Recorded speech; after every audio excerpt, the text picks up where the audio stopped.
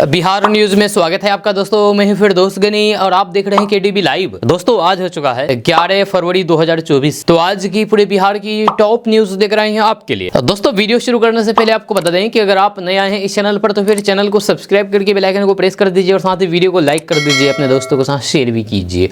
तो चलिए शुरू करते हैं आज की पूरे बिहार की टॉप न्यूज।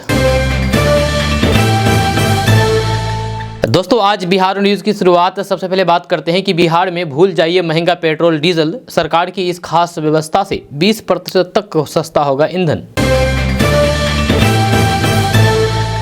बिहार में खेला करने के लिए तेजस्वी है तैयार, बुलाई गई राजद विधायकों की बड़ी बैठक, भोज का भी इंतजाम। बिहार में विधायक बिक रहे हैं, कौन खरीदेगा, कांग्रेस का दावा, जदयू को चिंता, आरजेडी भाजपा मौज में। बिहार में बड़े पैमाने पर अब हेड मास्टर हेड टीचर की बहाली, के पाठक का आदेश। पीएम मोदी से मिलकर के टेंशन फ्री हुए नीतीश, फ्लोर टेस्ट से पहले कहा चिंता मत कीजिए। शोर मचाने वाले खेला नहीं कर सकते, उन्हें नींद से जागने की है जरूरत, ये लोग अपने विधायकों को नहीं बचा पाएंगे, संतोष मांझी ने किया बड़ा दावा। दुनिया की सबसे बड़ी पार्टी में खौफ होना ही राजद और तेजस्वी यादव की मजबूती का प्रमाण, बिहार में खेला होने की बात बोले राजद नेता। 12 फरवरी को फ्लोर टेस्ट, विधानसभा के लिए कार्यसूची जारी, सीएम नीतीश सदन में रखेंगे प्रस्ताव। लहसुन की कीमतों में लग गई लंका, बिगाड़ा रसोई का बजट, जाएगा का स्वाद, पहली बार 400 के पार। जीतन राम मांझी से महबूब आलम की मीटिंग, जेडीयू विधायकों के भोज में पहुंचे नीतीश। विपक्ष द्वारा खेला करने का दावा हवा हवाई, जदयू बोली विधानसभा में एनडीए को पूर्ण बहुमत। चलेगी शीतलहर, यूपी बिहार में इन 3 दिनों तक होगी बारिश, फिर बदलने जा रहा है मौसम, चेतावनी जारी। क्या आरजेडी का समर्थन करेगी एआईएमआईएम, प्रदेश अध्यक्ष अख्तरुल ईमान ने स्पष्ट किया पार्टी का रुख। जीतन राम मांझी ने विपक्ष को दिया बड़ा झटका, कहा हिंदुस्तानी आवाम मोर्चा मोदी के साथ थे, हैं और हमेशा रहेंगे। सीएम कुर्सी को लेकर के कही बड़ी बात। डायबिटीज रोगियों में किडनी आंखों की समस्याओं का कम होगा खतरा, वैज्ञानिकों ने खोज लिया कारगर उपाय। महिलाओं के लिए एक खुशनुमा पल, जानिए सरकार की इस योजना से कैसे सशक्त होंगी सोलर दीदी। बिहार में खेला करने के लिए तेजस्वी है तैयार, बुलाई राजद विधायकों की बड़ी बैठक, भोज का भी इंतजाम। दोस्तों अब बात करेंगे विस्तार से। तो बात करते हैं कि बिहार की सियासत इन दिनों गरमाई हुई है। जी हां, जब से सीएम नीतीश कुमार ने महागठबंधन का साथ छोड़कर के एनडीए का दामन थामा है, तब से सियासी बयानबाजी थमने का नाम नहीं ले रही है। वहीं 12 फरवरी को यानी कि कल नए सरकार का फ्लोर टेस्ट होना है। वहीं फ्लोर टेस्ट के पहले बिहार में बड़ा खेला होने की आशंका जताई जा रही है। इसी कड़ी में तेजस्वी यादव ने अपने आवास पर राजद विधायकों की बड़ी बैठक बुला ली। दरअसल मिली जानकारी के अनुसार आज दोपहर 3:30 बजे 5 देश रत्न मार्ग में पूर्व डिप्टी सीएम तेजस्वी यादव के आवास पर राजद विधायकों की बड़ी बैठक हुई। वहीं तेजस्वी यादव ने अपने आवास पर भोज की भी व्यवस्था की है। आपको बता दें कि बिहार की सरकार बदलने के बाद तेजस्वी यादव ने कहा था कि अभी खेला होना बाकी है। ऐसे में देखा जाए तो फिर नए सरकार के फ्लोर टेस्ट के 2 दिन पहले राजद विधायकों की बड़ी बैठक एक बड़े खेला की ओर इशारा कर रही है। आप इसके बारे में क्या सोचते हैं, नीचे कमेंट बॉक्स में कमेंट करके जरूर बताइएगा। दोस्तों बिहार में पटना सहित करीब 22 जिलों में 11 फरवरी से यानी कि आज से हवा का रुख में बदलाव के आसार हैं। जब पूर्वा हवा चलने से अधिकतम और फिर न्यूनतम तापमान में 2 से 3 डिग्री सेल्सियस तक बढ़ोतरी होगी, इससे लोगों को ठंड से राहत मिलेगी। वहीं शनिवार से पछुआ हवा की रफ्तार थम गई है, पर अगले 2 दिनों तक न्यूनतम तापमान में क्रमिक गिरावट जारी रहेगी। इसी कारण सुबह और फिर शाम लोगों को ठंड का एहसास होगा। रविवार को पूर्वा हवा के प्रभाव से तापमान में बढ़ोतरी होने लगेगी। मौसम विभाग के अनुसार कल राजधानी पटना सहित बिहार के 26 शहरों के न्यूनतम में 21 से अधिकतम तापमान में कमी आई है। वहीं पर भागलपुर, नवादा, अररिया, डेहरी और कैमूर में न्यूनतम और फिर किशनगंज, फारबिसगंज, पूर्णिया, कटिहार, सुपौल, दरभंगा, मुजफ्फरपुर, पुपरी, भोजपुर और औरंगाबाद के अधिकतम तापमान में बढ़ोतरी हुई है। जहाँ 10 शहरों का न्यूनतम पारा 10 डिग्री सेल्सियस के नीचे रहा। जब बिहार का सबसे ठंडा शहर 7 डिग्री सेल्सियस के साथ मोतिहारी और सबसे गर्म शहर 24 डिग्री सेल्सियस के साथ मधुबनी रहा। मौसम में हुए बदलाव के कारण रात में सर्दी का सितम तेज हो गया है। जब बीते 24 घंटे में न्यूनतम तापमान में 2 डिग्री की गिरावट हुई है। दोस्तों, जेडीयू में टूट को लेकर के राजद कांग्रेस की बयानबाजी पर जदयू के राष्ट्रीय प्रवक्ता राजीव रंजन ने अपनी प्रतिक्रिया में कहा कि नीतीश कुमार के नेतृत्व में चट्टान की तरह मजबूत है जदयू। राजीव रंजन यानी कि ललन सिंह ने कहा कि सत्ता का ख्याली पुलाव पका रहे राजद कांग्रेस नेता इस बात की गांठ बांध लें कि उनका कोई भी जोर जदयू कार्यकर्ताओं पर चलने वाला नहीं है। जब जेडीयू के कार्यकर्ताओं की वफादारी जनता के प्रति है, जहाँ परिवारवादी ताकतें उन्हें किसी भी कीमत पर झुका नहीं सकती है। जहाँ राजीव रंजन यानी कि ललन सिंह ने कहा कि राजद कांग्रेस जैसी परिवारवादी पार्टियों ने हमेशा से ही सेवा के बजाय मेवा लूटने को तरजीह दी है। जनता से लूटी अकुत संपदा पर उन्हें इतना घमंड है कि उन्हें ये लगता है कि वे किसी को भी खरीद लेंगे। ये लोग जान ले समाजवादी जनसेवा के लिए जाने जाते हैं, उनका जमीर परिवारवादी की तरह बिकाव नहीं होता है। आपको बता दें कि तेजस्वी यादव ने सरकार गिरने के बाद नीतीश कुमार को चुनौती देते हुए कहा था कि खेला अभी बाकी है, आगे बड़ा खेला होगा। जहां इतना ही नहीं, अब आरजेडी के बड़े नेता भाई वीरेंद्र ने भी जदयू को चुनौती देते हुए कहा है कि 12 तारीख को खेला होगा, बाकी सब राज है, इसे राज ही रहने दिया जाए।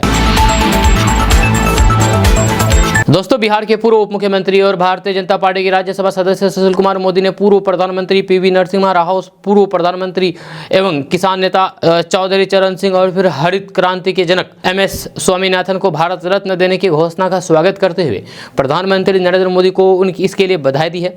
यह सुशील कुमार मोदी ने शुक्रवार को बयान जारी करते हुए कहा है कि कांग्रेस ने नेहरू गांधी परिवार से बाहर के किसी प्रधानमंत्री को भारत रत्न नहीं दिया है। उन्होंने कहा कि पंडित नेहरू और फिर इंदिरा गांधी ने तो सारा लोकलाज छोड़कर के अपनी सरकार से स्वयं को ही भारत रत्न दिलवा दिया था।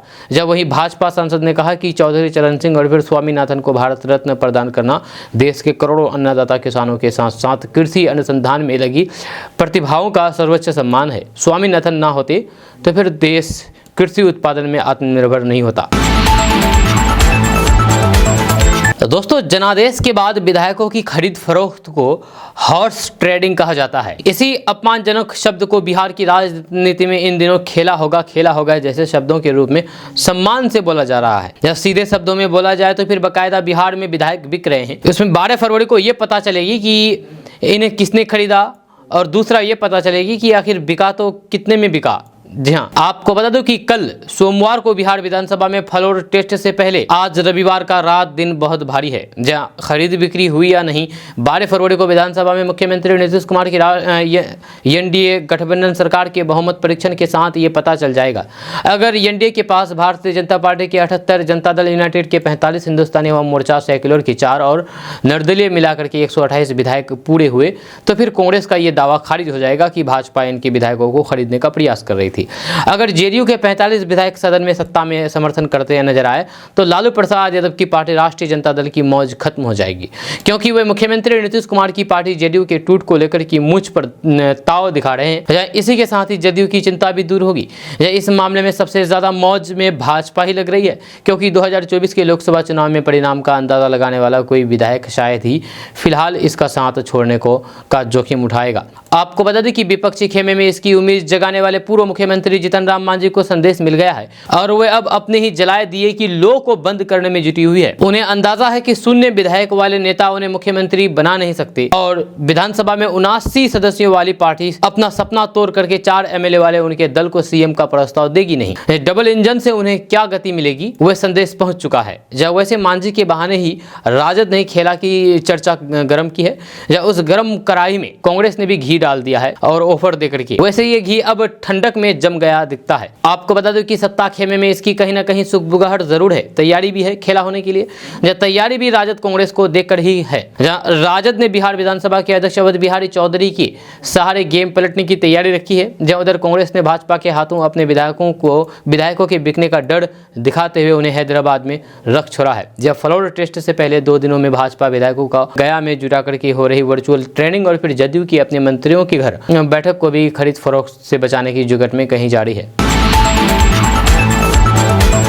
दोस्तों, बिहार की सियासत में एक बार फिर से उठा पटक का दौर शुरू हो चुका है। एक तरफ नीतीश और फिर भाजपा एक कोशिश में जुटे हुए हैं कि 12 फरवरी को होने वाले फ्लोर टेस्ट ठीक ठाक तरीके से हो जाए, तो फिर वहीं पर दूसरी ओर नीतीश सरकार में शामिल उन्हें अपने ही साथी उन्हें डरने पर मजबूर कर रहे हैं। ऐसे में ये सवाल उठ रहा है कि क्या बिहार में एक बार फिर से बड़ा खेला होने वाला है। बिहार विधानसभा ने स्पष्ट कर दिया है कि नवगठित सरकार के 12 फरवरी को विश्वास मत हासिल करने से पहले अध्यक्ष अवध बिहारी चौधरी को सत्तारूढ़ एनडीए द्वारा लाए गए अविश्वास प्रस्ताव का सामना करना होगा। जब विधानसभा सचिवालय ने सोमवार से शुरू होने वाले बजट सत्र के पहले दिन के लिए सदन के कामकाज का एजेंडा जारी किया है, जिसमें राज्यपाल विधानमंडल के दोनों सदनों के सदस्यों को पारंपरिक रूप से संबोधित करेंगे। 12 फरवरी को बिहार विधानसभा में नीतीश सरकार को बहुमत सिद्ध करना है।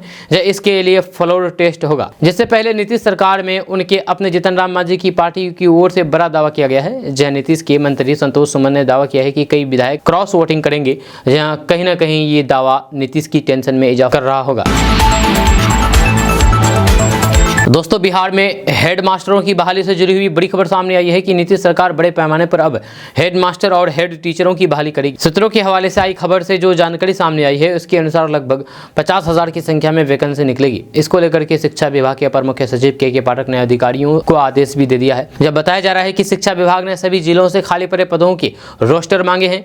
यह संभावना है कि 10 मार्च तक ही बहाली के लिए विज्ञापन जारी होगा। बताया जा रहा है कि आचार संहिता से पहले बहाली प्रक्रिया शुरू करने का लक्ष्य है। हाई और प्लस 2 स्कूल में हेड मास्टर के 6,000 पदों पर बहाली की संभावना है।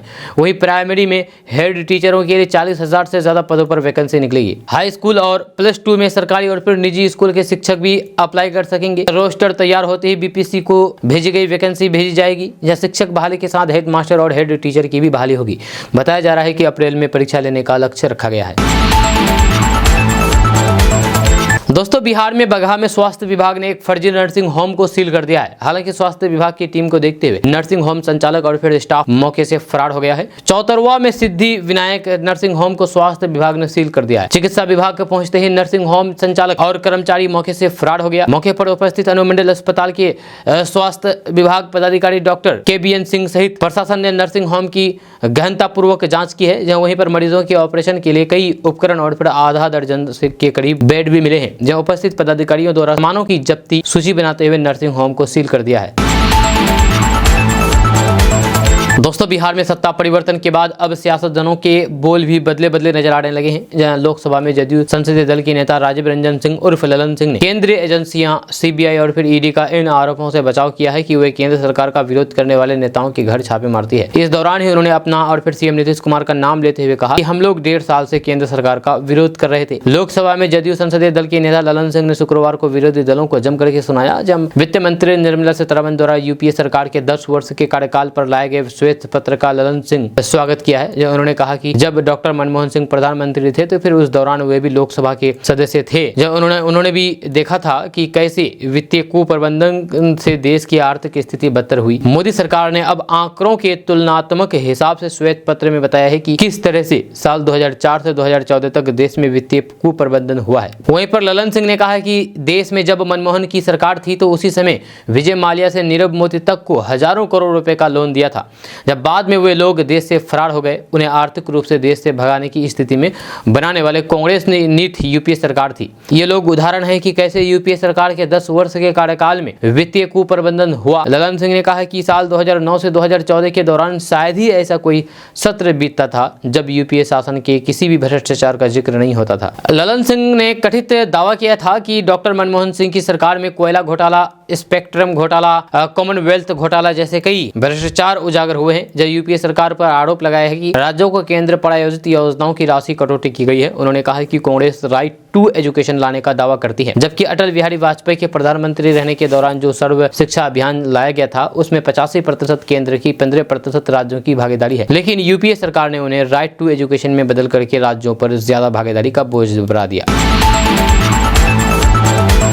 दोस्तों, महागठबंधन से रिश्ता तोड़ने के बाद बिहार के मुख्यमंत्री नीतीश कुमार का अंदाजा बदल गया है। एनडीए का दामन थामने के बाद नीतीश कुमार दिल्ली पहुंचे, जहां राजधानी दिल्ली में उन्होंने प्रधानमंत्री नरेंद्र मोदी, गृह मंत्री अमित शाह और फिर BJP अध्यक्ष JP नड्डा से मुलाकात की। इसके बाद जब वो वापस पटना लौटे तो फिर उनके चेहरे पर मुस्कान साफ तौर पर जाहिर कर रही थी कि सब कुछ ठीक है। इस बीच उन्होंने 12 फरवरी को होने वाले फ्लोर टेस्ट से पहले बड़ा बयान दे दिया। नीतीश कुमार से जब फ्लोर टेस्ट के बारे में पूछा गया तो उन्होंने मुस्कुराते हुए कहा कि चिंता की कोई बात नहीं है, सब कुछ ठीक है। इसके अलावा जब उनसे बीजेपी के साथ सीट शेयरिंग को लेकर के सवाल पूछा गया तो उन्होंने कहा कि इस पर चर्चा करने का कोई तर्क नहीं है, ये हो जाएगा क्योंकि वे शुरुआत से सब कुछ जानते हैं। नीतीश कुमार के हाव भाव को देख करके लग रहा है कि वे 12 फरवरी को होने वाले फ्लोर टेस्ट के लिए पूरी तरीके से तैयार हैं। हालांकि उनके पुराने साथी तेजस्वी यादव बार बार खेला होने की बात बोल रहे हैं। नीतीश ने बिहार लौटने के बाद कहा है कि हम 2005 से बिहार के विकास के लिए काम कर रहे हैं, जब तब से काम कर जारी है, तो फिर आपको चिंता करने की जरूरत नहीं है। जब सारी चर्चा बहुत अच्छी से हुई है। दोस्तों, बिहार विधानमंडल में सोमवार को यानी कि कल नीतीश सरकार की होने वाले फ्लोर टेस्ट से पहले सियासत में गर्माहट बढ़ गई है। जब विरोधी गुट के विधायकों में टूट को लेकर के राजद, भाजपा और फिर जदयू की तरफ से लगातार दावे किए जा रहे हैं। राजद की तरफ से जदयू के विधायकों में संपर्क होने और फिर फ्लोर टेस्ट के दौरान खेला होने की बात कही जा रही है। वहीं पर आरजेडी के इन दावों को लेकर के बिहार के IIT मिनिस्टर संतोष मांझी उन्हें आईना दिखाने का काम किया है। उन्होंने कहा कि ये लोग केवल शोर ही मचा सकते हैं।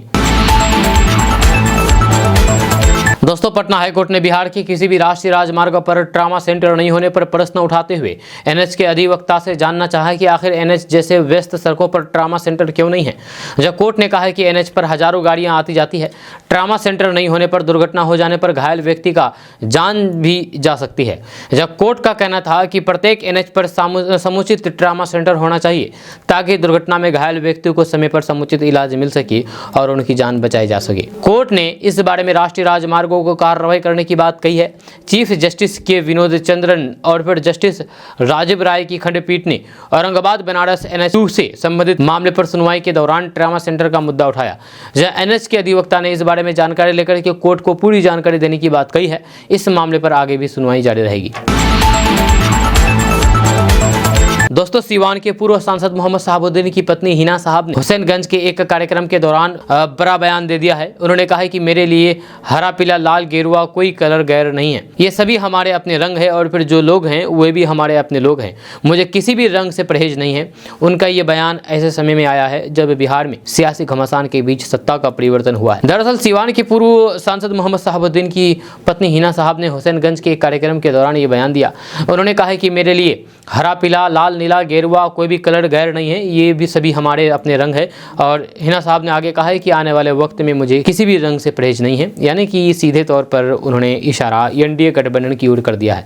आपको बता दें कि जिस तरीके से हिना साहब और फिर राजद सुप्रीमो लालू प्रसाद यादव के बीच जो दूरियां बढ़ी है उसको लेकर के तरह तरह की चर्चाएं हो रही है। और फिर आज हिना साहब ने लगभग क्लियर ही कर दिया है कि मेरे लिए सभी रंग एक बराबर है। चर्चा है कि हिना साहब जल्द ही जदयू में शामिल हो सकती है। लेकिन अब आने वाले वक्त बताएगा कि क्या मोहम्मद शहाबुद्दीन की पत्नी हिना साहब एनडीए में शामिल होगी। क्या लोकसभा चुनाव का टिकट मिलेगा या फिर राज्यसभा उन्हें भेजा जाएगा, या तो ये तो फिर आने वाले समय ही बताएगा। दोस्तों, बिहार में कल यानी कि 12 फरवरी को भी नीतीश सरकार के फ्लोर टेस्ट से पहले कांग्रेस के बाद अब भाजपा भी अपने सभी विधायकों को पटना से बाहर बोधगया ले जा रही है, जहां ताकि बहुमत को लेकर के होने वाले मतदान में किसी प्रकार की क्रॉस वोटिंग ना हो। वहीं भाजपा के इस फैसले को लेकर के राजद की तरफ से तंज कसते हुए कहा गया है कि विश्व की सबसे बड़ी पार्टी की ये स्थिति है कि वे राजद और तेजस्वी के से डर गए। उनका ये डर ही तेजस्वी की मजबूती को दिखाता है। जहाँ पार्टी प्रवक्ता शक्ति यादव ने कहा है कि राजद शिष्टा की राजनीति करती है जब वे जोड़ तोड़ की बात नहीं करती है, जबकि भाजपा हो या फिर जदयू दोनों की राजनीति इसी से चलती है। जब भाजपा वालों के पास ईडी, सीबीआई, IIT जैसी तमाम एजेंसियां भी हैं, उनका ऑपरेशन लोटस हमेशा चलता रहता है। झारखंड में कोशिश किए लेकिन कामयाब नहीं हुए। अब बिहार में वे खुद डरे हुए हैं कि कहीं उनके ही विधायक साथ ना छोड़ दें। उन्होंने लूडो का उदाहरण देते हुए कहा है कि जो तेजी से ऊपर जाता है वो जीरो पर भी आता है। जहाँ शक्ति यादव ने जदयू पर हमला बोलते हुए कहा कि जदयू ऐसी पार्टी है जो हमेशा तोड़ने में विश्वास रखती है। उन्होंने पहले बसपा को तोड़ा, फिर लोजपा को तोड़ा। जदयू ऐसी पार्टी बन गई है जिन पर बात करना भी सही नहीं है। दोस्तों, केंद्र सरकार ने निवेश को बढ़ावा देने के साथ ही महिला सशक्तिकरण के लिए सुकन्या समृद्धि योजना शुरू की है। इस स्कीम में निवेश अपनी बेटी के भविष्य के लिए निवेश कर सकते हैं। आपको बता दूं कि इस स्कीम में निवेश राशि पर सरकार द्वारा ब्याज दिया जाता है। इसके अलावा इस पर टैक्स बेनिफिट का लाभ भी मिलता है। स्कीम के मैच्योर हो जाने के बाद निवेशक योजना की राशि का इस्तेमाल बेटी की शिक्षा या फिर शादी के लिए कर सकता है। इस स्कीम में 15 साल तक निवेश करना है और फिर ये 21 साल में मैच्योर हो जाती है। अगर आप भी इस स्कीम का लाभ उठाना चाहते हैं तो फिर आप ऑनलाइन और ऑफलाइन दोनों मोड में अकाउंट ओपन कर सकते हैं। तो चलिए इस स्कीम के रजिस्ट्रेशन का प्रोसेस के बारे में जानते हैं। आपको बता दें कि सुकन्या समृद्धि योजना का लाभ पाने के लिए आपको अपने नजदीक के पोस्ट ऑफिस या फिर बैंक जाना होगा। इस स्कीम के लिए आपको एक फॉर्म भरना होगा। फॉर्म में सही जानकारी दर्ज करने के बाद आपको डॉक्यूमेंट अटैच करने के बाद इसे सबमिट करना होगा। फॉर्म सबमिट होने के बाद बैंक या फिर पोस्ट ऑफिस आपको सुकन्या अकाउंट की जानकारी दे देंगे। आपको आरबीआई, इंडियन पोस्ट या फिर बैंक की आधिकारिक वेबसाइट पर जाना होगा। यहाँ आपको सुकन्या समृद्धि योजना का एप्लीकेशन फॉर्म डाउनलोड करना है। अब आप फॉर्म में सभी जरूरी जानकारी भरें। इसके बाद फॉर्म को स्कैन करने के बाद अपलोड कर दें। जब फॉर्म अपलोड करने के बाद आपको डॉक्यूमेंट्स को अपलोड करना होगा। इसके बाद फॉर्म सफलतापूर्वक सबमिट हो जाता है तो फिर आपको मेल या फिर ईमेल, मोबाइल नंबर पर सभी जानकारी मिल जाएगी। इस तरह से आप ये काम बहुत ही आसानी के साथ कर सकते हैं, वो भी अपने घर से खुद से भी। कहीं आपको जाने की जरूरत नहीं है, कहीं पैसे खर्च करने की जरूरत नहीं है। दोस्तों, कांग्रेस पार्टी के नेता राहुल गांधी भारत जोड़ो न्याय यात्रा के तहत 15 फरवरी को झारखंड के रास्ते बिहार के औरंगाबाद जिला के हरिहरगंज में प्रवेश करेंगे। इस मौके पर औरंगाबाद के गांधी मैदान में विशाल जनसभा को राहुल गांधी संबोधित करेंगे। राहुल गांधी के औरंगाबाद के सभा में गया जिला से व्यापक भागीदारी सुनिश्चित कराने के लिए गया के कांग्रेस कार्यालय राजेंद्र आश्रम में बैठक आयोजित किया गया है। जब बैठक की अध्यक्षता गया जिला कांग्रेस कमेटी के अध्यक्ष डॉक्टर गगन मिश्रा ने की है। आपको बता दें कि भारत जोड़ो न्याय यात्रा न्याय का हक मिलने तक के नारों को बुलंद करते हुए न्याय के लिए संघर्ष कर 5 लक्ष्य को अमली जामा पहुंचाना है, जिसमें युवा न्याय, भागीदारी न्याय, महिला न्याय, किसान न्याय, श्रमिक न्याय को पूरा करना है। जहां नेताओं ने कहा कि देश के बेरोजगार युवाओं के साथ मिलकर के कांग्रेस पार्टी बीते कई सालों से संघर्ष कर रही है। श्रमिकों को उचित मजदूरी के लिए कांग्रेस पार्टी का राहुल गांधी के नेतृत्व संपूर्ण भारत में आंदोलन जारी रहेगा। दोस्तों, बिहार विधानसभा में 12 फरवरी को एनडीए सरकार का फ्लोर टेस्ट होना है। इसके लिए विधानसभा की कार्य सूची जारी कर दी गई है। सोमवार को सुबह 11 बजे बिहार विधानसभा की कार्रवाई शुरू होगी। विधानसभा के अध्यक्ष द्वारा प्रारंभिक संबोधन होगा। इसके बाद 11:30 बजे राज्यपाल का संयुक्त सदन में अभिभाषण होगा, जहां राज्यपाल के अभिभाषण के बाद फिर से विधानसभा की कार्रवाई शुरू होगी। जब बिहार विधानसभा के अध्यक्ष को हटाए जाने से संबंधित संकल्प के प्रस्ताव को विचार के लिए रखा जाएगा। स्पीकर पर फैसले के बाद मुख्यमंत्री नीतीश कुमार सदन में अपनी सरकार के लिए विश्वास मत का प्रस्ताव सदन में रखेंगे। आपको बता दें कि बिहार में 28 जनवरी को बनी नई सरकार को 12 फरवरी को बजट सत्र के पहले दिन विश्वास मत हासिल करना है। जदयू प्रमुख नीतीश कुमार के पाला बदलने के कारण अचानक सत्ता गंवाने से आहत महागठबंधन के नेता दावा कर रहे हैं कि आरजेडी नेता अवध बिहारी चौधरी अभी भी विधानसभा अध्यक्ष हैं। ऐसे में सत्र हंगामेदार हो सकता है। वहीं पूर्व डिप्टी सीएम आरजेडी के नेता तेजस्वी यादव ने कहा कि खेला होगा। इस बयान के बाद बिहार में सियासत अपने चरम पर है। दोस्तों, बिहार के अलग अलग विश्वविद्यालयों में कार्यरत करीब 2500 से अधिक अतिथि सहायक प्रधानाध्यापक को 11 महीने से मानदेय नसीब नहीं हुआ है, जहाँ इसके कारण उनके समक्ष आर्थिक संकट उत्पन्न हो गई है। जब बिहार के सभी विश्वविद्यालयों में करीब 2500 अतिथि शिक्षक कार्यरत हैं, जहाँ इन्हें साल 2023 के मार्च तक ही मानदेय दिया गया है। जहाँ इसके बाद जून में इनका रिन्यूअल तो हुआ, लेकिन मानदेय नहीं मिला। जब त्योहार को देखते हुए राज्य सरकार के निर्देश पर 2 माह का वेतन दीपावली के समय दिया गया, लेकिन अब भी करीब 9 महीने का मानदेय लंबित है। अतिथि शिक्षकों ने सरकार और फिर कुलपति को पत्र लिखकर के आर्थिक संकट को दूर करने का आग्रह किया है। जब बताया जाता है कि विश्वविद्यालय में शिक्षकों की कमी को देखते हुए अतिथि शिक्षकों की नियुक्ति की गई है। इन्हें 1500 रुपये प्रति कक्षा एवं अधिकतम 50,000 रुपये दिए जाते हैं। जहाँ इनमें विभिन्न राज्यों के शिक्षक अपनी सेवाएं दे रहे हैं, जहाँ लेकिन कई महीने से वेतन नहीं मिलने के कारण उधार में जिंदगी चल रही है। काफी संख्या में विश्वविद्यालय एवं विभिन्न कॉलेजों में नियुक्त अतिथि शिक्षक सेवा दे रही है। दोस्तों, सर्दी के मौसम में गर्म खानों का आनंद लेना हो तो फिर मसालों में लहसुन की मांग बढ़ जाती है। लेकिन इस बार लहसुन ने जायका बिगाड़ रखा है। जहाँ स्थिति यह है कि पिछले एक पखवाड़े में ही लहसुन की कीमतों में 25 से 30% तक का उछाल आया है। जहाँ इससे जाड़े के दिनों में खाए जाने वाले कई व्यंजनों का स्वाद बिगड़ रहा है। जब वहीं आम लोगों की जेब पर लहसुन की बढ़ती कीमतों ने बोझ बढ़ा रखा है। यानी कि लहसुन के महंगा होने के साथ साथ रसोई का बजट भी बिगड़ रहा है। जहाँ पटना में 1 किलो लहसुन की कीमत 400 रुपये से ज्यादा तक पहुंच गई है। वहीं बिहार के अन्य इलाकों का भी यही हाल है। बाजार में लहसुन की कीमत 400 रुपये से ज़्यादा बनी हुई है। हैरानी की बात तो यह है कि लहसुन की कीमतों में हुई इस बढ़ोतरी पिछले एक महीने में हुई है, जो कि प्रति किलो करीब 150 रुपये तक उछला है। न सिर्फ पटना और बिहार के बाजारों में बल्कि देश के अन्य जगहों पर भी लहसुन की कीमतों में लंका लगी हुई है। लहसुन की बिक्री पर भी इसका असर पड़ रहा है। बाजारों में जानकारों का कहना है कि लहसुन की आवक कम होने से कीमतों में उछाल आया है, जब किसानों के पास पुराना माल बचा हुआ ही नहीं है और जिन व्यापारियों के पास स्टॉक है वे मनमाना कीमत वसूल रहे हैं। जहां पिछले साल इन्हीं दिनों में लहसुन की कीमत 200 रुपये किलो थी, पर इस साल अचानक से लहसुन की कीमतों में आग लग गई है और फिर इसकी कीमत आसमान पर पहुंच गई है, जिससे आम खरीदार लहसुन खरीदने में असमर्थ हो गया है और फिर लहसुन रसोई से गायब हो गया है। दोस्तों, बिहार के 4.25 लाख नियोजित शिक्षकों को राज्यकर्मी का दर्जा देने के लिए शिक्षा विभाग ने सक्षमता परीक्षा लेने का निर्णय लिया है, जिसके लिए आवेदन 1 फरवरी से शुरू हो चुका है। इसके साथ ही जो नियोजित शिक्षक सक्षमता परीक्षा में पास नहीं होते हैं या फिर परीक्षा में भाग नहीं लेते हैं, तो इसके लिए के पाठक की अध्यक्षता में 5 सदस्यीय कमेटी बनाई गई है, जो निर्णय लेगी कि उन शिक्षकों के साथ क्या करना है। अब नियोजित शिक्षकों को डर सताने लगा है कि उनकी नौकरी चली जाएगी, जिसको लेकर के अब आंदोलन शुरू हो गया है। आंदोलनकारियों परीक्षा लेने की तैयारी कर ली है। जैसे सीएम नीतीश कुमार के चहेते अधिकारी के पाठक जहां शिक्षा विभाग को लेकर के सख्त है, तो फिर वहीं पर एमएलसी नीरज कुमार ने के पाठक पर हमला बोला है। एमएलसी नीरज कुमार ने कहा है कि के पाठक भगवान है क्या, जो नियोजित शिक्षकों की नौकरी ले लेंगे। एमएलसी नीरज कुमार ने कहा है कि मुख्यमंत्री नीतीश कुमार ने कहा कि अगर नियोजित शिक्षकों को राज्यकर्मी का दर्जा लेना है तो फिर वे सामान्य सक्षमता परीक्षा में सफल होना होगा, इसमें कहाँ कोई आपत्ति है, लेकिन कोई नौकरी से कैसे निकाल देगा। उन्होंने कहा है कि के पाठक के कहने से क्या होगा, इस मामले में उनका कोई वैल्यू नहीं है। जब वे अपर मुख्य सचिव है तो फिर उसको कोई भगवान है क्या। जब सरकार ने नौकरी दिया है और फिर उस नियमावली में लिखा हुआ है कि जो नियोजित शिक्षक दक्षता परीक्षा पास नहीं करेंगे उनको नौकरी से नहीं निकाला जाएगा, उन्हें राज्यकर्मी का दर्जा आप नहीं दे सकते हैं। लेकिन कोई नौकरी से कैसे निकाल सकते हैं, उसकी मर्जी होगी तो फिर वो एग्जाम देगा, उसकी मर्जी होगी नहीं वो तो नहीं देगा। नीरज कुमार ने के पाठक के कई फरमानों पर आपत्ति जताते हुए विरोध किया और कहा कि कई नियोजित शिक्षकों को नौकरी के 4 साल बचे हुए हैं। ऐसे में वे फरमान कर रहे हैं कि 3 जिला का ऑप्शन दीजिए। अब कोई एक जिला में है, दूसरे जिले में जाएगा तो फिर उसे इस्टेब्लिश होने में 6 महीने लग जाएगा, तो फिर बच्चे को क्या पढ़ाएंगे। ये कैसा न्याय कर रहे हैं, ये सब नहीं चलने वाला है। सीएम नीतीश कुमार ने नौकरी दी है। दोस्तों, देश भर से ठंड वापस जारी है। जहां उत्तर भारत में दिन में धूप निकल रही है, उधर आज से मध्य भारत का मौसम बदल गया है। आज से 12 फरवरी यानी कि 3 दिनों तक बारिश के आसार हैं, जबकि पूर्वी भारत में 12 से 14 फरवरी के बीच बारिश की संभावना जताई गई है।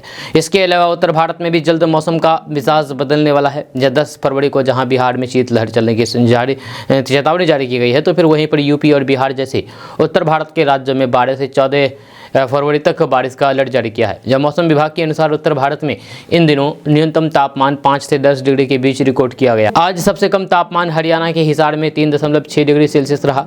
वहीं पर south east Rajasthan, south Bihar, north Jharkhand और उत्तरी गंगीय पश्चिमी बंगाल में शीतलहर दर्ज की गई है। वहीं पर दक्षिणी उत्तर प्रदेश, दक्षिणी बिहार, झारखंड, गंगीय पश्चिम बंगाल में 12 से 14 फरवरी तक बारिश होने वाली है। उसके अलावा पूर्वी एमपी, विदर्भ, छत्तीसगढ़ में कल और फिर परसों बिहार, झारखंड, गंगीय पश्चिम बंगाल में 13 से 14 फरवरी को आंधी तूफान और बिजली कड़कने की चेतावनी जारी की गई है।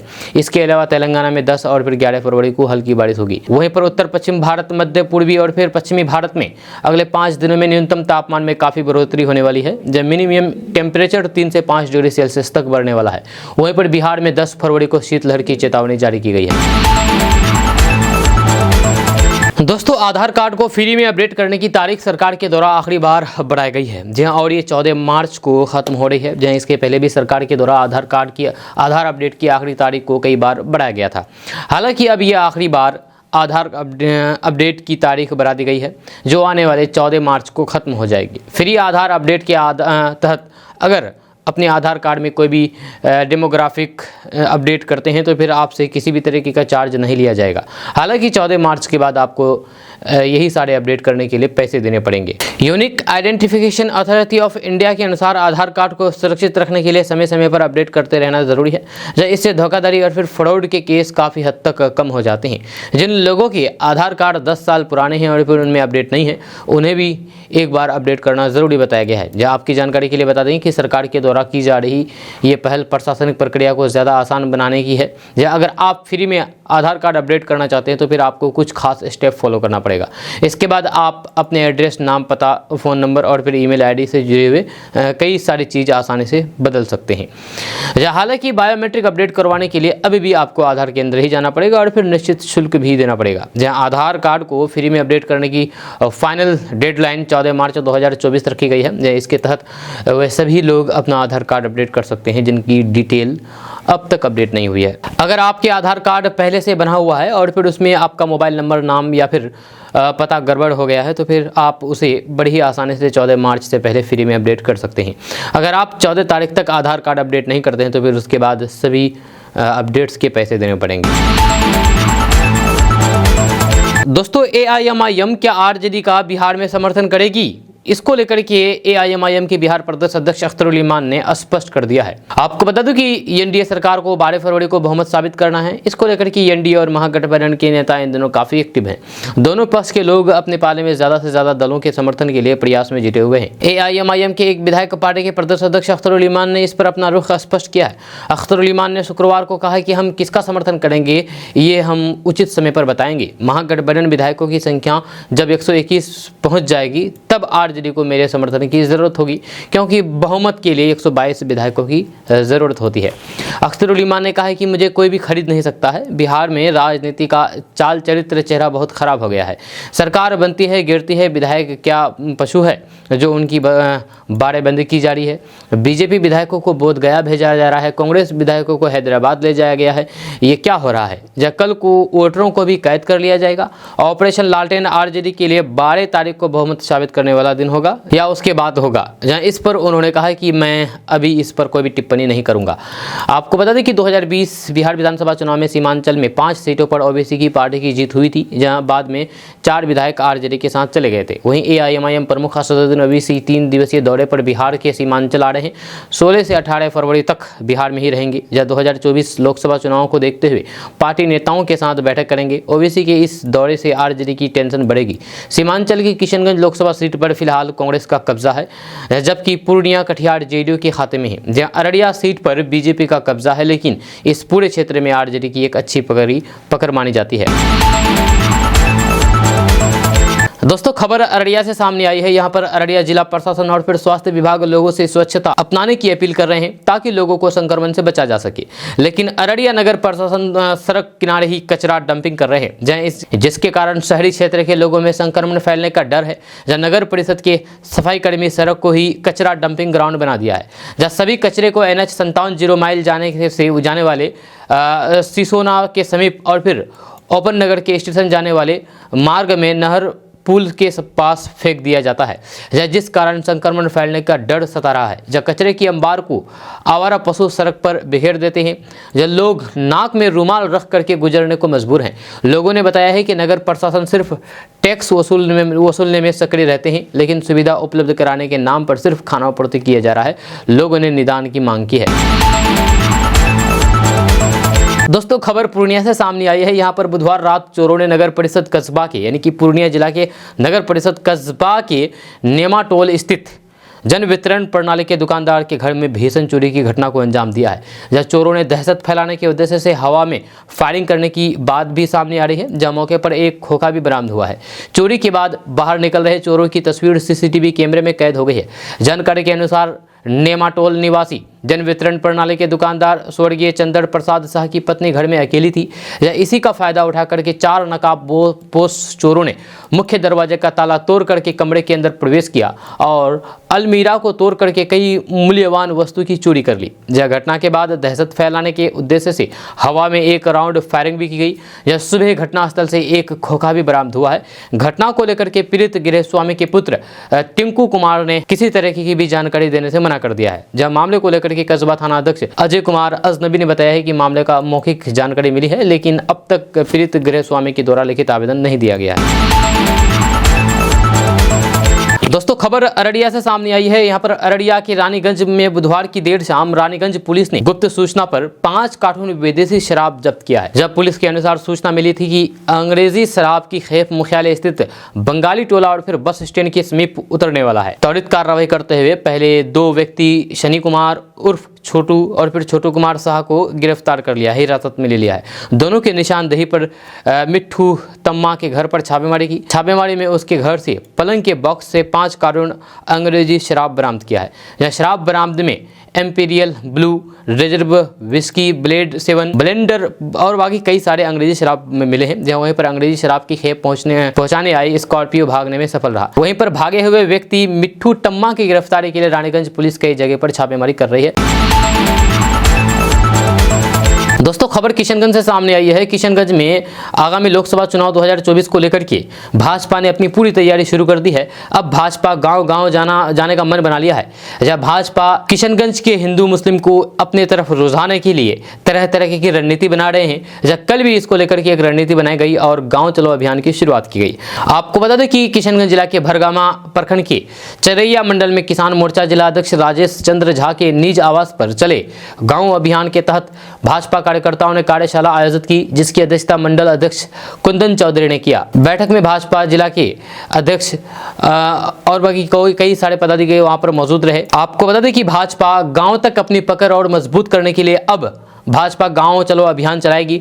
अब तक भाजपा ने जितने अभियान चलाए हैं वे बूथ सशक्तिकरण या फिर बूथ चलो के नाम से था, लेकिन पहली बार भाजपा गांव चलो अभियान शुरू करने जा रही है, जिसमें प्रत्येक गांव में पार्टी कार्यकर्ता द्वारा प्रवास किया जाना है, जहां और फिर केंद्र सरकार के कल्याणकारी योजनाओं की जानकारी समाज के अंतिम पंक्ति के अंतिम व्यक्ति तक पहुंचाना है। दोस्तों आज का न्यूज़ बस यहाँ तक। कैसा लगा आपको नीचे कमेंट बॉक्स में कमेंट करके जरूर बताइएगा। अगर आप हमारे चैनल पर नए आए तो फिर चैनल को सब्सक्राइब करके बेल आइकन को प्रेस कर दीजिए और साथ ही वीडियो को लाइक कर दीजिए, अपने दोस्तों के साथ शेयर भी कीजिए। तो चलिए मिलते हैं नेक्स्ट वीडियो के साथ, तब तक के लिए जय हिंद, जय बिहार।